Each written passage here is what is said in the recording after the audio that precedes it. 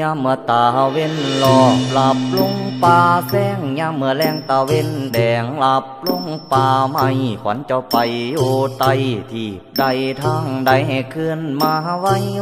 เทียมคิงยาซาขวัญเจ้าไปทางโคกอยู่ดงส้นป่าขวัญเจ้าไปทางนาแซมหญ้าแก้มเขาขวัญเจ้าอยู่น้ำเงาไม่ใหญ่ไพนา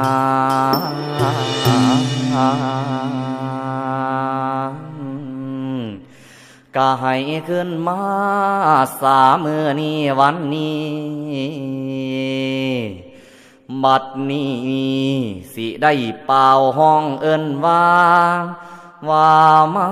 เด้อควานเอ้